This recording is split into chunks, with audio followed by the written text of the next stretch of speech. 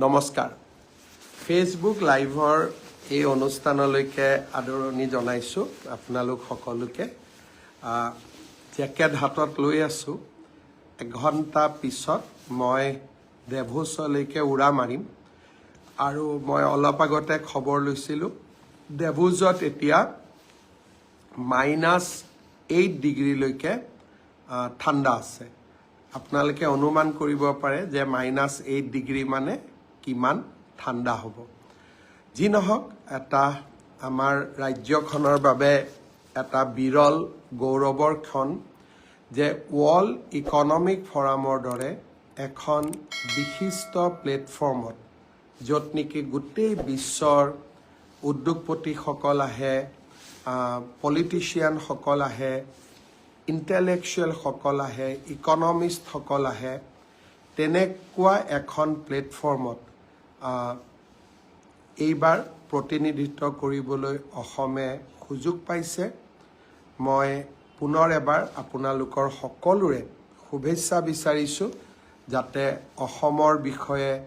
অসমৰ সম্ভাৱনা অসমৰ সম্পদৰ বিষয়ে মই বিশ্বৰ এই ইকনমিক ফৰামত বা অৰ্থনৈতিক সংস্থাৰ মঞ্চত ৰাজ্যখনৰ সম্ভাৱনা সম্পদ মানৱ সম্পদ গোটেই পৰ্যটনৰ সুবিধা এই সকলো বিষয়ে যাতে মই ক'ব পাৰোঁ আপোনালোকৰ শুভেচ্ছা বিচাৰিছোঁ যোৱাকালি আমাৰ বড়ো জনগোষ্ঠীৰ লোকসকলে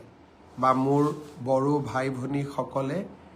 ইমান ধুনীয়া বাগৰুম্বা নৃত্যৰ প্ৰদৰ্শন কৰিলে যে এতিয়া সমস্ত ভাৰতৰ ছ'চিয়েল মিডিয়াত ই অত্যন্ত ভাইৰেল হৈছে চাইনাই যেতিয়া অলিম্পিক পাতিছিলে অলিম্পিকৰ উদ্বোধনী অনুষ্ঠানৰ যি তেওঁলোকৰ যি এটা সৌন্দৰ্যৰ সৃষ্টি কৰিছিল সুন্দৰ কৰি চাইনাই অলিম্পিকৰ উদ্বোধনী শ্ব' কৰিছিলে আজি গোটেই ভাৰতবৰ্ষৰ লোকে আমাৰ বাগৰুম্বা নৃত্যক সেই উদ্বোধনী অনুষ্ঠানৰ লগত তুলনা কৰিছে আপোনালোকে চিন্তা কৰক চাইনাৰ দৰে এখন ৰাষ্ট্ৰৰ অলিম্পিকৰ উদ্বোধনী অনুষ্ঠান আৰু আমাৰ অসমত বাগৰুম্বা নৃত্যৰ প্ৰদৰ্শন আমাৰ ঐতিহ্য আমাৰ সংস্কৃতিয়ে আৰু আমাৰ শক্তিশালী প্ৰদৰ্শনে আজি চাইনাৰ দৰে এখন দেশৰ লগত অসমৰ তুলনা আৰম্ভ হৈছে প্ৰধানমন্ত্ৰী নৰেন্দ্ৰ মোদী ডাঙৰীয়াই যোৱা কালিৰ পৰা আজিলৈকে কেইবাটাও টুইট কৰিছে আৰু আপোনালোক সকলোৱে জানে যে সমগ্ৰ বিশ্বতে তেখেতৰ ফলোৱাৰ্ছ আছে ছ'চিয়েল মিডিয়াত ইনষ্টাগ্ৰামত ফেচবুকত টুইটাৰত আৰু প্ৰধানমন্ত্ৰী মোদী ডাঙৰীয়া এক প্ৰকাৰ অসমৰ ব্ৰেণ্ড এম্বেচেডৰৰ দৰে বাগৰুম্বা নৃত্যক আজি বিশ্বৰ মঞ্চলৈ লৈ যোৱাত সহায় কৰিছে মই যোৱাকালি বাগৰুম্বা নৃত্যত অংশগ্ৰহণ কৰা আমাৰ যুৱক যুৱতীসকলক বহুত ধন্যবাদ জনাইছোঁ BTC প্ৰশাসনক মুৰব্বী হাগ্ৰামা মহিলাৰী ডাঙৰীয়াক ধন্যবাদ জনাইছোঁ আৰু এই গোটেই অনুষ্ঠানটোতে আমাক বহুত সহায় কৰা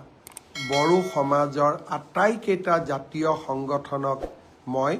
পুনৰ এবাৰ ধন্যবাদ জনাইছোঁ আৰু এই অনুষ্ঠানত অংশগ্ৰহণ কৰা সকলো যুৱক যুৱতীক মই অন্তৰৰ গভীৰতম কোণৰ পৰা কৃতজ্ঞতা জনাইছোঁ আজি ৰাতিপুৱা আমাৰ বাবে আৰু এক সৌভাগ্যৰ দিন আছিল মই ৰাতিপুৱা মোৰ ভাষণত কৈছিলোঁ যে মুখ্যমন্ত্ৰী যিদিনাখন মই শপত লৈছিলোঁ 2021 চনৰ 10 মে তাৰিখে সিদিনাখন মই কল্পনাও কৰিব পৰা নাছিলোঁ যে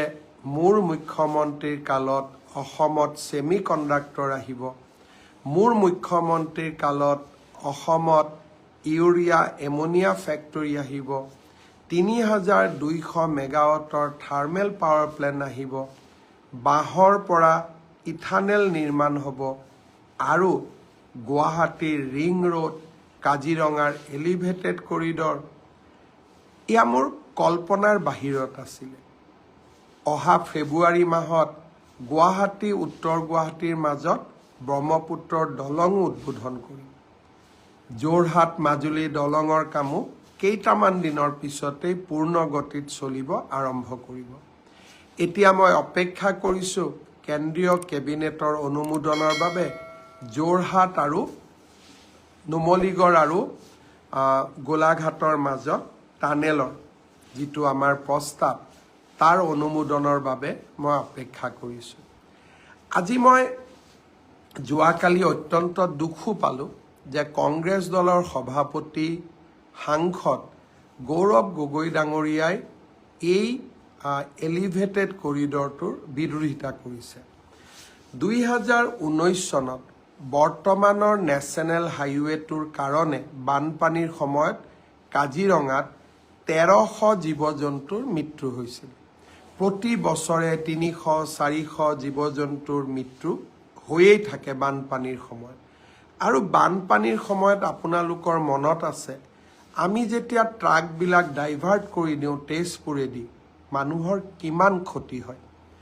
আজি 7,000 কোটি টকা অসমত বিনিয়োগ হ'ব অকল জিএছটিৰ পৰাই অসমে লাভ কৰিব অলমোষ্ট 700 কোটি টকা আৰু এই এলিভেটেড কৰিডৰটোৱে কাজিৰঙাৰ বন্য জীৱ জন্তুক ৰক্ষা কৰিব আৰু আটাইতকৈ ডাঙৰ কথা গৌৰৱ গগৈ ডাঙৰীয়াই প্ৰতিনিধিত্ব কৰা যোৰহাটৰ লোক যেতিয়া গুৱাহাটীলৈ আহিব বা গুৱাহাটীৰ লোক যেতিয়া যোৰহাটলৈ আহিব তাৰ ডিষ্টেন্স 1 ঘণ্টা কমি যাব 1 ঘণ্টা ডিষ্টেন্স কমা মানে গাড়ীৰ পেট্ৰল কিমান কমিব গাড়ীৰ ডিজেল কিমান কমিব আপোনালোকে ইয়াৰ ইকনমিক ভেলুটো চিন্তা কৰক ফ্লাইঅভাৰ এখন বনালোৱা আৰু ফ্লাইঅভাৰৰ ইকনমিক ইম্পেক্ট আজি গুৱাহাটী জু ৰোডত ফ্লাইঅভাৰ হৈছে চিন্তা কৰক আগতে গাড়ীৰ গিয়েৰ বদলাই ট্ৰেফিক জামত লাহে লাহে গাড়ী চলাওঁতে পেট্ৰল ডিজেল কিমান লাগিছিল এতিয়া ফ্লাইঅভাৰ হোৱাৰ কাৰণে পেট্ৰল ডিজেলৰ খৰচ কিমান কমি গ'ল গুৱাহাটী আৰু যোৰহাটৰ মাজত যদি 1 ঘণ্টাৰ দূৰত্ব কমি যায় এজন ব্যক্তিয়ে কিমান বেছি তেল ডিজেল পেট্ৰল সঞ্চয় কৰিব আপোনালোকে তাক এবাৰ মাত্ৰ ভাবি চাওক আজি এই গৌৰৱ গগৈয়ে যোৰহাটত উৰণীয়া সেতু নিৰ্মাণৰো বিৰোধিতা কৰিছিল কিন্তু মই আজিও কৈছোঁ যে আমি কাৰো বাধা নামানো হিমালয়ো যদি অসমৰ উন্নতিৰ সন্মুখত থিয় হয় আমি হিমালয়ো পাৰ কৰিম এইখন অটল অবিচল আৰু আত্মবিশ্বাসী অসম তিনিটা শব্দ মই আপোনালোকক ক'ব খোজো অটল অবিচল আৰু আত্মবিশ্বাসী অসম গৌৰৱ গগৈয়ে বিৰোধিতা কৰিছিলে যোৰহাটত ফেব্ৰুৱাৰী মাহত আমি উৰণীয়া সেতুখন উদ্বোধন কৰিম আৰু আজি যোৰহাটৰ এজন ৰাইজেও আমাক বিৰোধিতা কৰা নাই কাৰণ ৰাইজে দেখিছে যে আমাৰ পলিটিকেল উইল আছে ৰাজনৈতিক ইচ্ছা শক্তি আছে যে যিমান সময়ত কম সিমান সময়ৰ ভিতৰতে আমি উৰণীয়া সেতু নিৰ্মাণৰ কাম আমি শেষো কৰিম ৰাইজক উপহাৰো দিম আজি প্ৰধানমন্ত্ৰী ডাঙৰীয়াৰ আশীৰ্বাদৰ লগে লগে এলিভেটেড কৰিডৰৰ নিৰ্মাণৰ কাম আৰম্ভ হ'ল এতিয়া গৌৰৱ গগৈ যদি সন্মুখতো থিয় হয় যেনেকে মানুহে এভাৰেষ্ট পাৰ কৰে তেনেকে অসমৰ ইচ্ছা শক্তিয়ে তেওঁৰ বাধাক অতিক্ৰম কৰি কাজিৰঙাৰ এলিভেটেড কৰিডৰেৰে আমি জীৱ জন্তুকো বচাম আৰু গুৱাহাটী আৰু যোৰহাটৰ মাজৰ দূৰত্ব 1 ঘণ্টা আমি কমাই পেলাম শ্ৰদ্ধাৰ অসমবাসী ৰাইজ তিনিটা সৰু সৰু খবৰ মই আপোনালোকক দিব খুজিছোঁ বহু দিনৰ পৰা পুলিচ কনিষ্টবল নিযুক্তিৰ সময়ত মোৰ যুৱ বন্ধুসকলে মোক ৰিকুৱেষ্ট কৰিছিল যে পুলিচৰ ৰিক্ৰুটমেণ্টৰ ঊৰ্ধ্বতম বয়স হয় 18ৰ পৰা নিম্নতম 18 ঊৰ্ধ্বতম 25 বছৰ তেওঁলোকে কৈছিল যে ইয়াক 1-1-2026 পৰা গন্তি কৰিব নালাগে,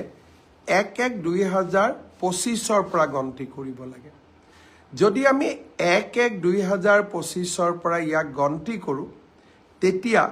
আজি 18 বছৰ হোৱা ল'ৰা ছোৱালীবিলাকে ইয়াত অংশগ্ৰহণ কৰিব নোৱাৰিব। বহুত ল'ৰা ছোৱালী নিৰাশ হ'ব। কিন্তু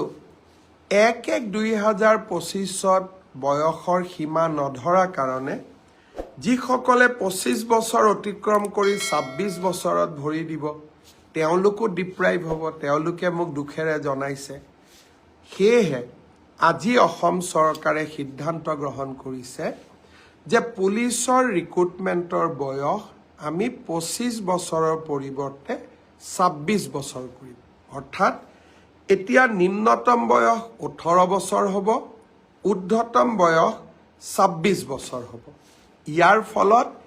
1-1-2025 যোনে মোক বিচাৰিছিলে তেওঁলোকেও আবেদন কৰিব পাৰিব, আৰু 1-1-2026 হোৱা সকলেও আবেদন কৰিব পাৰিব। সহজ ভাষাত পুলিচত এপ্লাই কৰিবৰ কাৰণে হাইয়েষ্ট লিমিট, এজৰ ঊৰ্ধ্বতম সীমা আমি 25ৰ পৰা 26 বছৰলৈকে বঢ়াই দিছোঁ। ইয়াৰ সুফল